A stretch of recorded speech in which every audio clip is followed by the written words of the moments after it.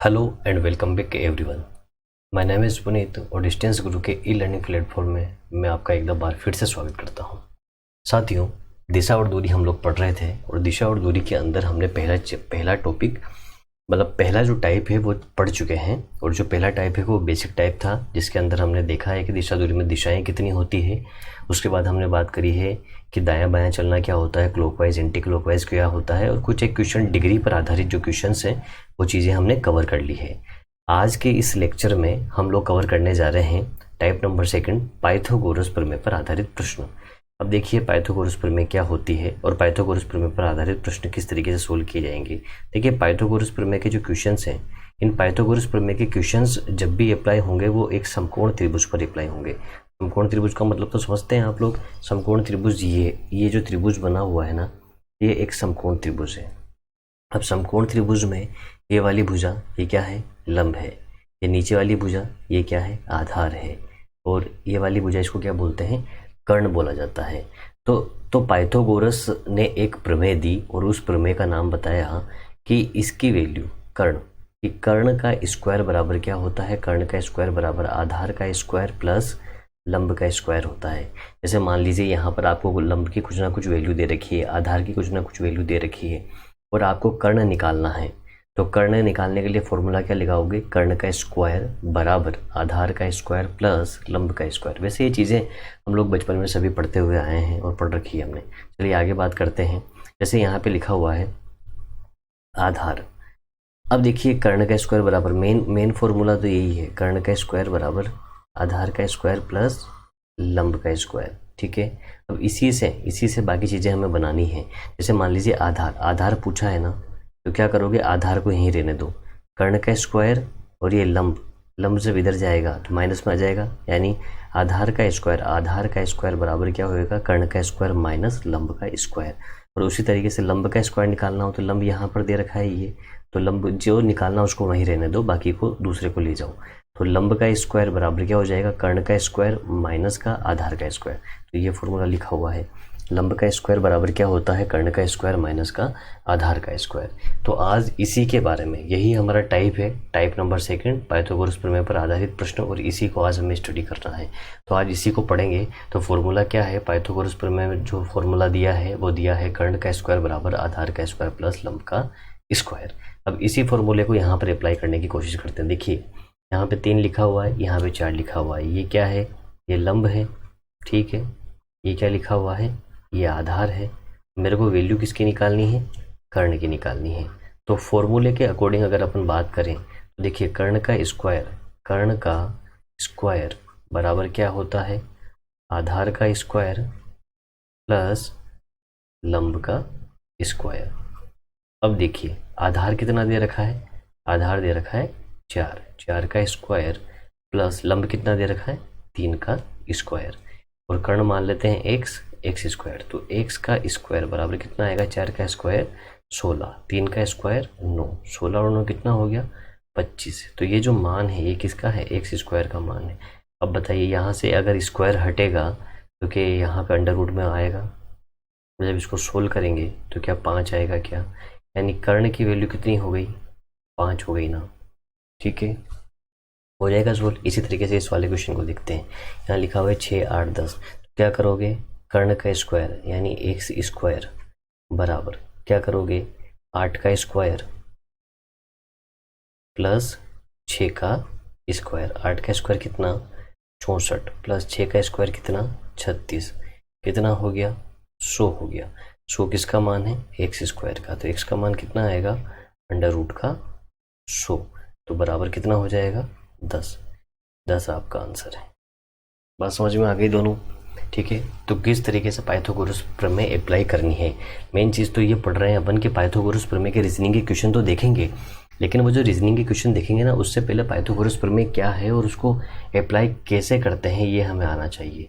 तो यहाँ से बात समझ में आ गई। अगर लंब 3 है, आधार 4 है, तो कर्ण कितना है, 5 है। अगर ये 6 है, ये 8 है, तो कर्ण कितना आया, 10 आया। अगला क्वेश्चन देखते हैं। यहाँ लिखा हुआ है 5, 12, 13। तो वही मेरे को कर्ण निकालना है। तो एक्स स्क्वायर बराबर क्या करोगे, 12 का स्क्वायर प्लस 5 का स्क्वायर। 12 का स्क्वायर कितना बनेगा 144, 5 का स्क्वायर कितना बनेगा 25, ये कितना हो गया टोटल 169। एक्स स्क्वायर का मान है तो एक्स का मान कितना आ जाएगा 169, अंडर रूट में जाएगा ये 169 बराबर कितना बचेगा 13, यानी कर्ण का मान कितना आ गया 13 आ गया। उसके बाद इस वाले को देखो 10 24, तो यहाँ पर कर्ण बराबर, फॉर्मूला तो सभी को पता है ना, कर्ण स्क्वायर बराबर क्या होता है आधार का स्क्वायर, आधार यानी क्या है आधार 24, इसका क्या करना है स्क्वायर, प्लस आधार का स्क्वायर प्लस लंब का स्क्वायर, लंब कितना है 10, 10 का क्या करना है स्क्वायर करना है। अब 24 का स्क्वायर करोगे तो कितना आएगा 576, उसके बाद 10 का स्क्वायर करोगे तो कितना आएगा 100, तो ये कितना हो गया 676, और 676 ये एक्स स्क्वायर, तो यहाँ से एक्स बराबर अंडर रूट 676। आपको पता है 25 का स्क्वायर, 25 का जो वर्गमूल, 25 का जो स्क्वायर होता है 625 और 26 का कितना होता है 676, तो यहाँ कितना आंसर आ जाएगा 26 आपका आंसर आ चुका होगा। बात समझ में आ गई, यानी ये चीज़ क्लियर हो चुकी है, यानी पाइथागोरस प्रमेय आपको लगानी आ गई होगी। आगे पाइथागोरस प्रमेय लगानी, ठीक है ना। अब देखना कुछ एक चीज़ें मैं आपको बताने वाला हूँ। अब ये लिखा मैंने 8 15, तो यहाँ से भी देखिए अगर मैं एक्स स्क्वायर करूँ तो आप 15 का स्क्वायर क्या लिखोगे 15 का स्क्वायर लिखोगे प्लस 8 का स्क्वायर लिखोगे। भाई यहाँ जो मान आएगा ना उन दोनों के स्क्वायर का वर्गमूल ही होता है कर्ण स्क्वायर बराबर, ये कर्ण स्क्वायर बराबर आधार का स्क्वायर प्लस लंब का स्क्वायर, तो कर्ण स्क्वायर बराबर यानी एक्स का स्क्वायर बराबर 15 का स्क्वायर 225, 8 का स्क्वायर 64, कितना हो गया 289, एक्स स्क्वायर का मान हो गया 289 हो गया, ठीक है।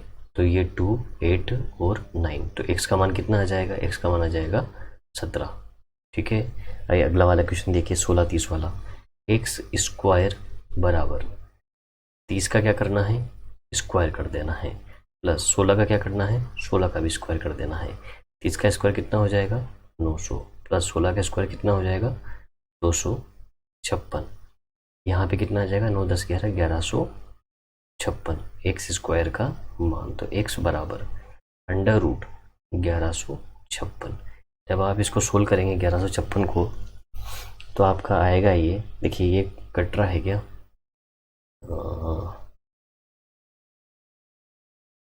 8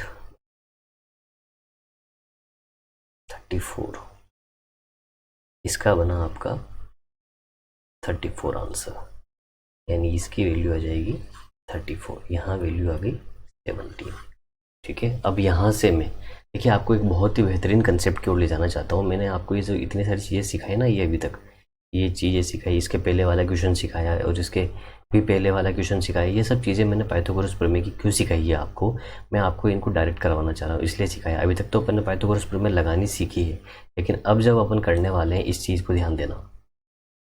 अब इस क्वेश्चन को देखना, अगर लंब 3 है, मैं यहाँ पे वैल्यू पुट कर रहा हूँ एक जगह कहीं पर भी, जैसे मैं ये बना देता हूँ, और अगर यहाँ पे वैल्यू मैंने 3 रखी और यहाँ पे वैल्यू 4 रखी, तो ये जो क्वेश्चन मार्क है ये कर्ण है, कर्ण की जगह पे कितना आ जाएगा।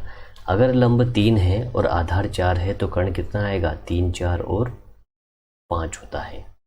अब आगे देखना, अगर ये 6 है ये 8 है तो कितना आएगा 10 आएगा। ये मैं क्यों बोल रहा हूँ, ये मैं इसलिए बोल रहा हूँ क्योंकि आपने अभी सोल्व किया है। कहाँ सोल्व किया है ये देखिए, 3 4 है तो आपने निकाला क्या आया 5 आया, 6 8 है तो आपने सोल्व किया कितना आया 10 आया। तो मैं अपनी इच्छा से नहीं लिख रहा हूँ, आपने अभी फॉर्मूले से लिखा है। अब इन दोनों के बीच में रिलेशन देखिए क्या है, अगर लंब 3 है आधार 4 है तो कर्ण कितना है 5 है, अगर लंब 6 है ये आधार 8 है तो कर्ण कितना है 10 है। इन दोनों के बीच में रिलेशन देखिए क्या हो रहा है, क्या हो रहा है, क्या दुगना हो रहा है, क्या गुणा 2 हो रहा है ना, गुणा 2 ही तो चल रहा है, गुणा 2 चल रहा है ना। अब आगे देखिए, क्या 3 का गुणा 2 है, ये 3 का कितने गुणा है 3 गुणा है, तो ये भी 3 का कितना गुणा है 4 गुणा है। तो अगर लंब और आधार 9 12 दे रखा होगा तो कर्ण भी हमारा 5 का कितना गुना आएगा 3 गुना आएगा, यानी कितना आ जाएगा 15, डायरेक्ट देख सकते हैं। 12 जो है 3 का कितना गुना है 4 गुना है, 3 को 4 से मल्टीप्लाई करते हैं तब 12 आता है, 4 को 4 से मल्टीप्लाई करते हैं तो 16 आता है। तो अगर लंब 12 दे रखा है आधार 16 दे रखा है तो कर्ण आपका कितना होगा, 5 को भी 4 से गुणा कर दीजिए 20 होगा। 3 को 5 से गुणा करोगे 15 आएगा, 4 को 5 से गुणा करोगे 20 आएगा, 5 को 5 से गुणा करेंगे तो 25 आएगा। तो अगर लंब की जगह 15 दे रखा है, आधार की जगह 20 दे रखा है, तो कर्ण की जगह 25 भी 25 आएगा। अब एक चीज़ और समझिए कि जैसे मैंने एक वैल्यू लिखी, अब मान लीजिए लंब 3 है, आधार 4 है, तो कर्ण कितना होता है 5 होता है। अगर मैं लंब की जगह 4 लिख दूं और आधार की जगह 3 लिख दूं, उस वाले केस में भी 5 ही आएगा। मतलब ये दोनों वैल्यू है ना, लंब और आधार वाली, ये आपस में इंटरचेंज कर सकती है, इसमें कोई दिक्कत नहीं है। मतलब कहने का मतलब ये है कि लंब और आधार अलग अलग हो सकते हैं, क्योंकि करना क्या है, इनका स्क्वायर करके तो जोड़ना है। 3 का स्क्वायर 9, 4 का स्क्वायर 16। अब 4 यहाँ आ जाए तब भी 4 का स्क्वायर 16 रहेगा, और 3 यहाँ आ जाए तो भी 3 का स्क्वायर 9 रहेगा। दोनों का ऐड होगा तो आंसर तो आएगा तो 25 ही, दोनों ही केस में। तो ये दोनों वैल्यू आपस में चेंज हो सकती है, हमेशा ध्यान रखना। तो यहाँ से कंसेप्ट हमने सीखा है कि एक मेथड चलता है 3 4 5 वाला, पाइथागोरस प्रमेय के अंदर 3 4 5 वाला मल्टीपल चलता है, ठीक है। एक चलता है 5 12 13, अभी अभी आपने क्वेश्चन सोल्व किया है 5 12, ये आपने क्वेश्चन सोल्व किया है 5 12 13 का ये वाला। अगर 5 है 12 है तो आंसर क्या लिखते हो, 13 लगाया जाता है। क्वेश्चन देखना यहाँ पे, तो अगर 5 12 है तो 13। अब मेरे को बताइए, अगर मैंने 10 लिखा 24 लिखा तो क्या लिखा जाएगा। तो आपको तो सिर्फ एक तो ये वाली चीज़ याद रखनी है, एक तो 3 4 5 होता है, 3 4 5 के बाकी सारे मल्टीपल ही हैं। ये सारे क्या है, 3 4 5 के मल्टीपल है। देखिए 3 का दुगुना, 4 का दुगुना, 5 का दुगुना, ये 3 का 3 गुना, ये 3 का 4 गुना, ये 3 का 5 गुना। तो ये सारे के सारे उसी तरीके से आ जाएंगे। यहाँ पे 5 12 13 दे रखा है, तो इनके भी मतलब एक तो एक चीज़ याद रखो आप, 3 4 5, एक याद रखो 5 12 और 13। 5 12 13 जो दे रखा है ना, अगर 5 के भी मल्टीपल चलेंगे, अगर 5 का दुगुना लिया तो 12 का भी दुगुना, तो यहाँ पे भी 13 का भी दुगुना। तो 5 का दुगुना क्या 10 है, क्या बिल्कुल है। 12 का दुगुना 24 है, बिल्कुल है। तो 13 का दुगुना आंसर आएगा क्या, कितना आएगा 26 आंसर आएगा जी। आपका 26 ही आंसर आया है। क्वेश्चन यहाँ पे देख लीजिए क्या आंसर आया, 10 24 है तो 26 आंसर आया, बिल्कुल। आगे बढ़ते हैं। देखिए 8 15 है, तो 8 15 का आंसर आपने लिखा था 17, 8 15 का 17 लिखा था। अब मैं कहता हूँ कि आपको 8 15 17 दे रखा है, तो इसके जो मल्टीपल होंगे ना, अगर लंब 8 है आधार 15 है, या आधार 8 है लंब 15 है, तो कर्ण की वैल्यू 17 ही होगी हमेशा। और आगे भी इनकी वैल्यू इनके मल्टीपल में चलेगी। जैसे 8 का डबल दे दिया 16 दे दिया, 15 का डबल 30 दे दिया, तो आंसर जो आने वाला है वो 17 का डबल कितना आने वाला है, 34 आंसर आने वाला है। यहाँ पर आपने देखा था अभी क्वेश्चन में ये 34 आंसर आया था। क्या चीज़ें क्लियर हो गई क्या। यानी अब जो मेन चीज़ है, इंपॉर्टेंट चीज़ ये है कि आपको ये टेबल पता होनी चाहिए। इस टेबल में भी क्या क्या चीज़ें पता होनी चाहिए, एक तो 3 4 5 ये पता होना चाहिए, एक आपको 5 12 13 ये पता होना चाहिए, और एक आपको 8 15 17 ये पता होना चाहिए। क्या क्या पता होना चाहिए हमें, 3 4 5, 5 12 13, 8 15 17।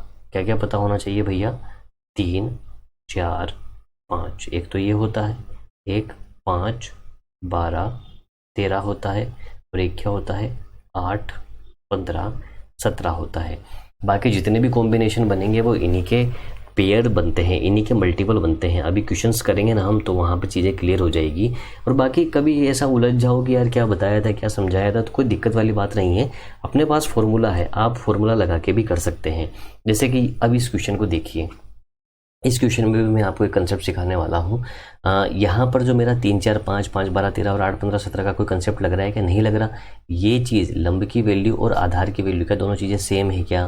तो जब भी चीज़ें सेम हो तो पहले तो उसका फॉर्मूले से क्या आंसर आएगा। तो देखिए कर्ण का स्क्वायर बराबर कितना, आधार क्या दे रखा है एक्स स्क्वायर, प्लस लंब क्या दे रखा है एक्स स्क्वायर।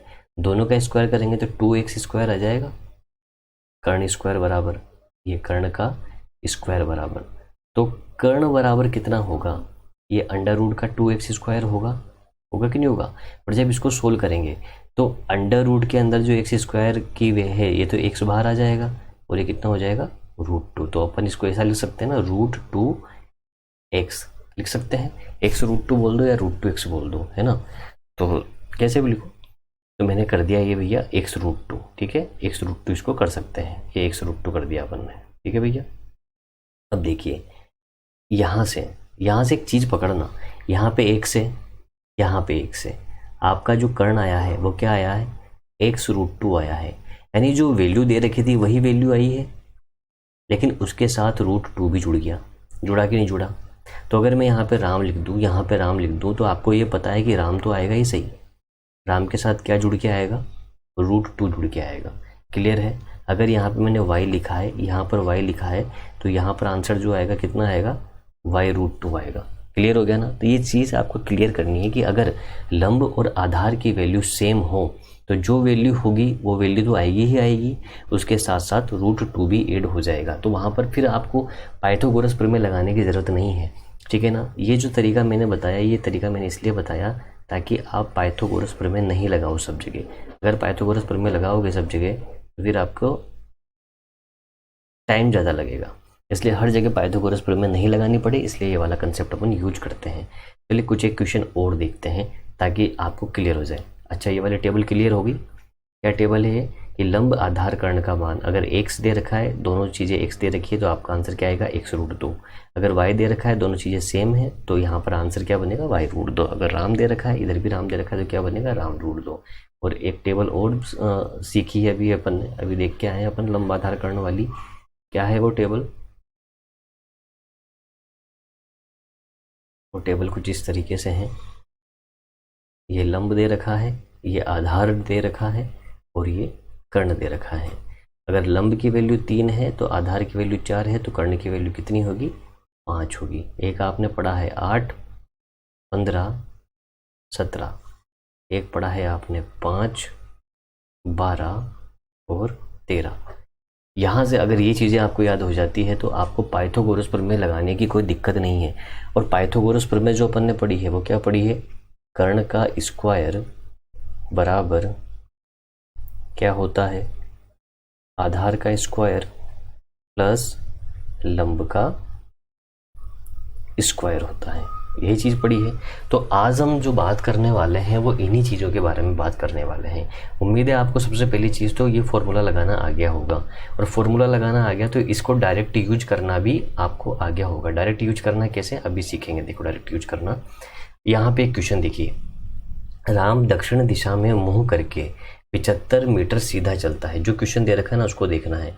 75 मीटर सीधा चलता है, किधर चलता है, दक्षिण दिशा में। तो सबसे पहले तो आप क्या कीजिए, एक व्यक्ति बनाइए। ये व्यक्ति दक्षिण दिशा में गया सीधा, ठीक है, कितना गया है, 75 मीटर गया है।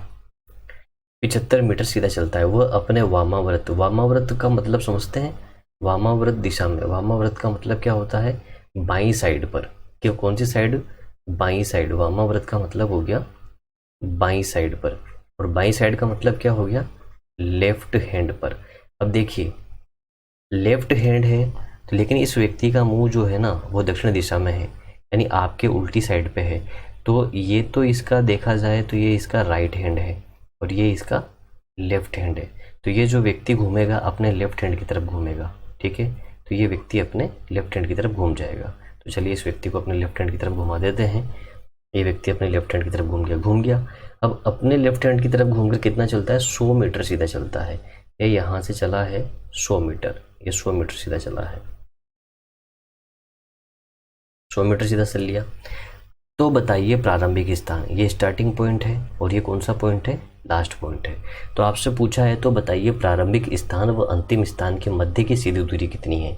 अब देखिए यहाँ पर बहुत से लोग तो एक गलती करते हैं, वो क्या करते हैं कि अच्छा प्रारंभिक स्थान और अंतिम स्थान के मध्य की दूरी पूछी है, यानी प्रारंभिक स्थान व अंतिम स्थान के मध्य की दूरी 100 + 75 बराबर क्या कर देंगे, 175 मीटर कर देंगे। अगर आप भी ऐसा ही करते हैं तो ये बिल्कुल गलत है, क्योंकि देखिए दो स्थानों के मध्य की जो कुल दूरी होती है ना वो इस तरीके से ये सीधी दूरी होती है। इसको सीधी दूरी बोल दो या दो स्थानों के मध्य की कुल दूरी बोल दो।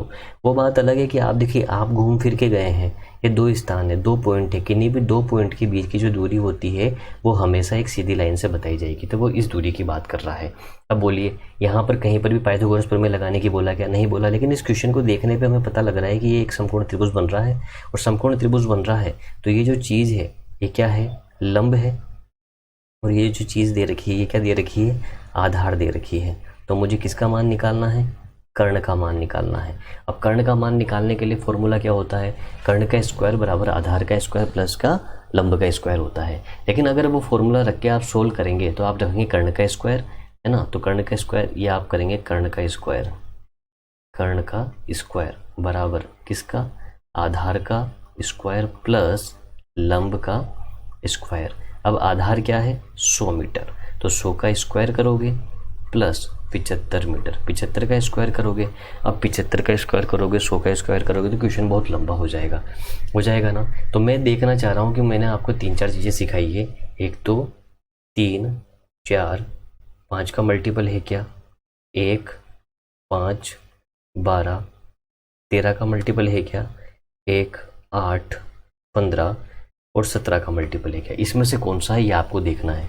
तो मेरे को एक चीज़ बताना, अब आप लोग यहाँ पे थोड़ा सा इसको सही बताने के लिए मैं इसका इंक का कलर चेंज कर देता हूँ पहले। तो देखिए, अब देखिए यहाँ पे अगर मैं इस क्वेश्चन में देखूँ, यहाँ 75 दे रखा है, यहाँ पर 100 दे रखा है। अगर मैं एक डायग्राम और बना दूँ, तो डायग्राम देखना बिल्कुल ऐसे कैसा डायग्राम बना रहा हूँ मैं। अब मैं यहाँ पे लिख देता हूँ 3, 4 और 5। मेरे को बताओ, अगर लंब 3 है, आधार 4 है, तो कर्ण 5 आएगा। ये बात तो आपने खुद ने सोल्व करी है ना।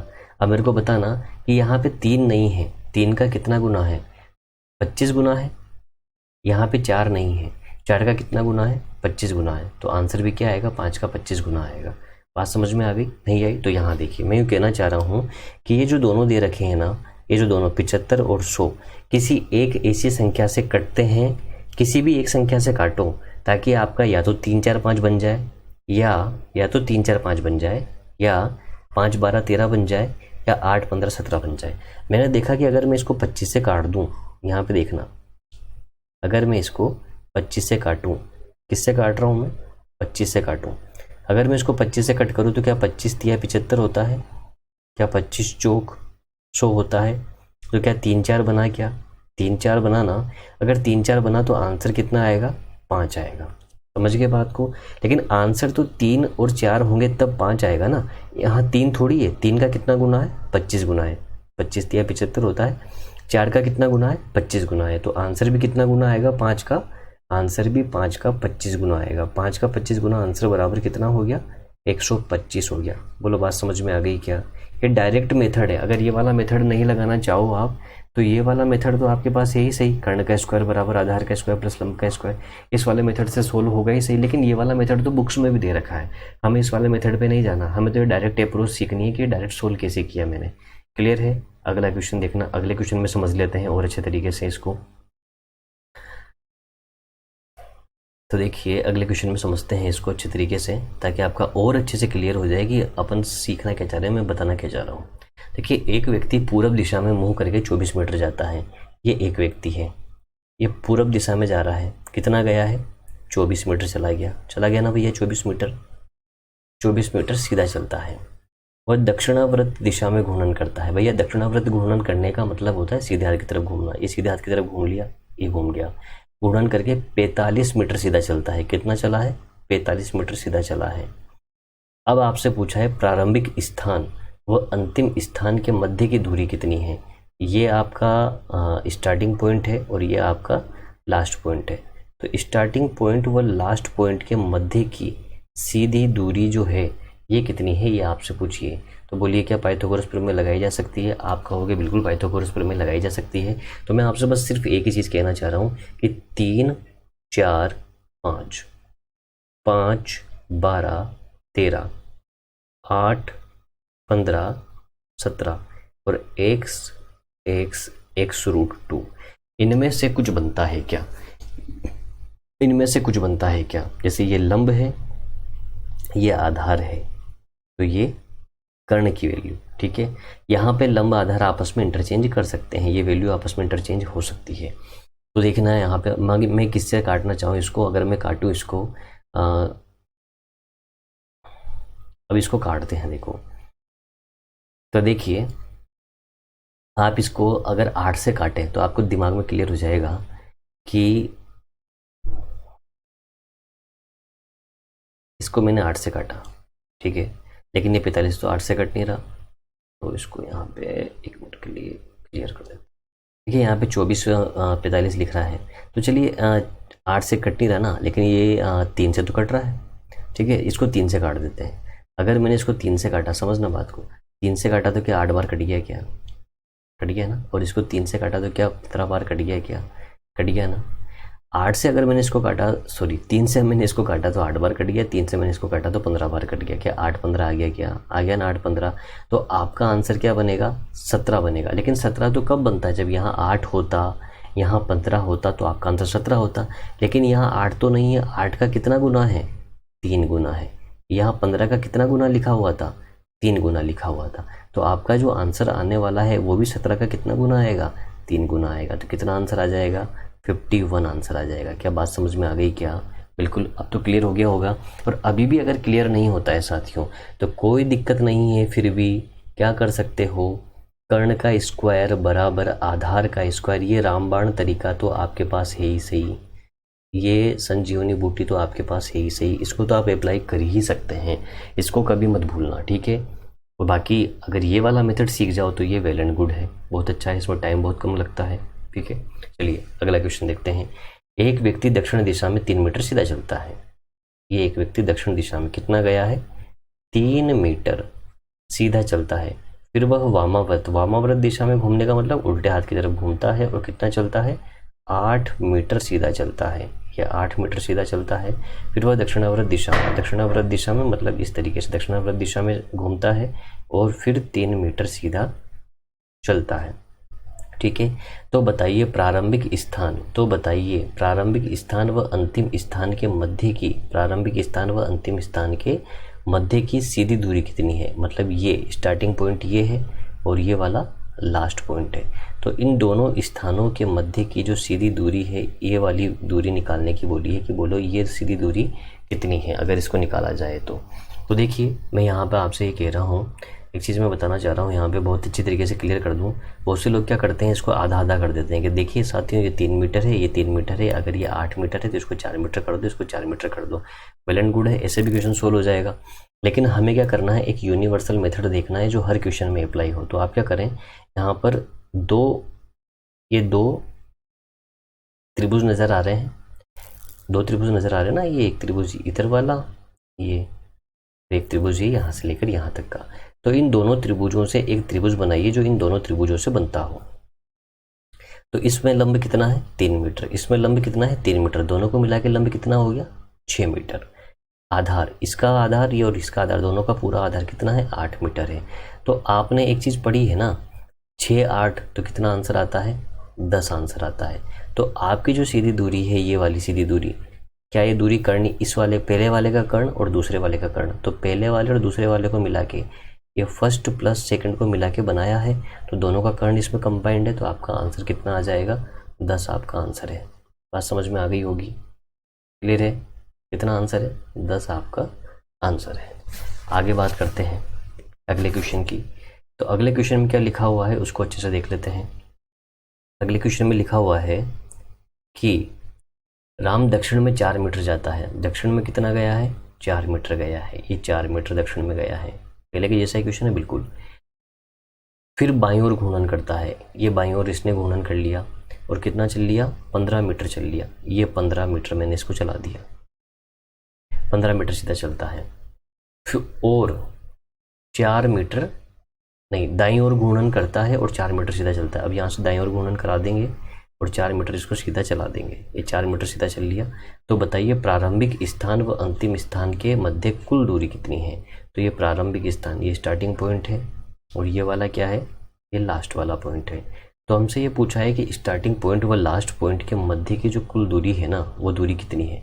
तो ये स्टार्टिंग पॉइंट है, इस स्टार्टिंग पॉइंट और लास्ट पॉइंट के मध्य की कुल दूरी पूछी गई है, यानी ये वाली दूरी पूछी है। तो मैंने आपको यही बताया ना कि इसको पहला वाला त्रिभुज मानिए, इसको दूसरा वाला त्रिभुज मानिए, क्योंकि जो लोग आधा आधा करते हैं ना इस चीज़ को यहाँ से, तो अब आधा आधा करेंगे तो 7.5 बनाएंगे।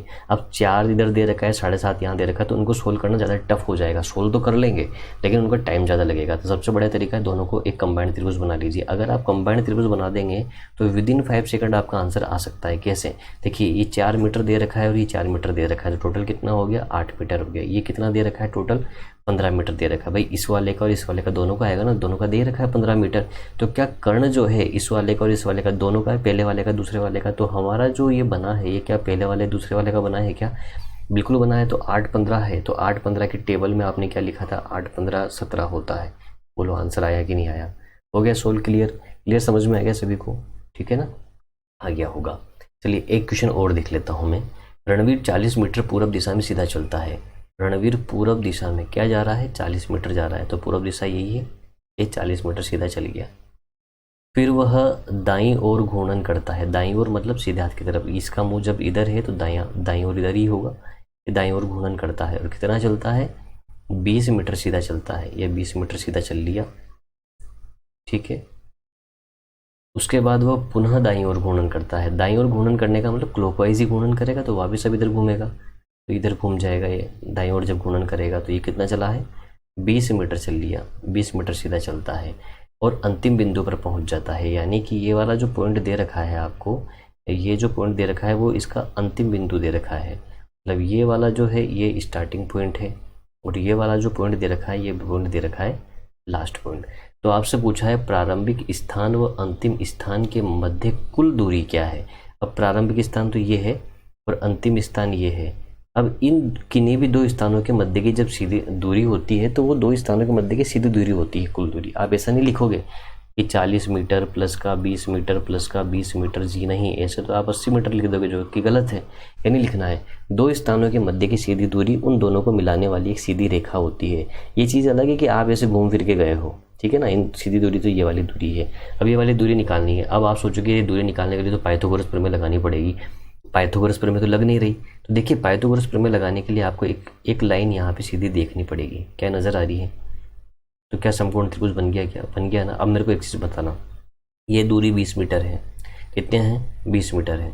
अगर ये दूरी 20 मीटर है तो ये वाली दूरी, क्या ये वाली दूरी 20 मीटर होगी? क्या होगी? बिल्कुल, ये दूरी 20 मीटर है, ठीक है ना।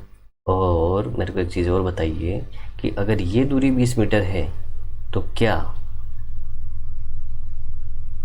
ये दूरी 20 मीटर है तो ये वाली दूरी भी कितनी हो गई? 20 मीटर हो गई। टोटल 40 है तो ये दूरी कितनी हुई? यहाँ से लेकर यहाँ तक की 20 मीटर हुई कि नहीं हुई? हो गई ना 20 मीटर। तो अब समझना, इस वाले की बात कर रहे हैं अपन, इस वाले की। तो इसमें ये यहाँ तक, इसको देखिए, क्या ये 20 मीटर है? क्या ये दूरी 20 मीटर है? तो कर्ण, अगर दोनों चीज़ें सेम हो, अगर यहाँ राम लिखा हुआ है, यहाँ राम लिखा हुआ है तो राम रूट दो, x लिखा हुआ है तो x रूट दो, 20 लिखा हुआ है तो आंसर क्या आ जाएगा? 20 रूट 2 आपका डायरेक्टली आंसर आ चुका है। क्लियर है? तो उम्मीद है आपको ये बहुत ही अच्छी तरीके से समझ में आ चुका होगा और आज का सेशन यहीं पे ख़त्म करते हैं। और एक चीज़ हमेशा ध्यान रखना, एक मोटिवेशनल कोट है आपके लिए कि रख हौसला वो मंजर भी आएगा, साहिल के पास चलकर समंदर भी आएगा, थक कर ना बैठो मंजिल के मुसाफिर, मंजिल भी मिलेगी और मिलने का मज़ा भी आएगा। तो बाय बाय दोस्तों, आज के लिए इतना ही। आगे हम मिलेंगे अगले वीडियो में किसी दिशा और दूरी के एक अगले कंसेप्ट के साथ, जो कि टाइप नंबर 3 होगा। तब तक के लिए हंसते रहिए, मुस्कुराते रहिए। Okay, ta-ta, bye bye, see you.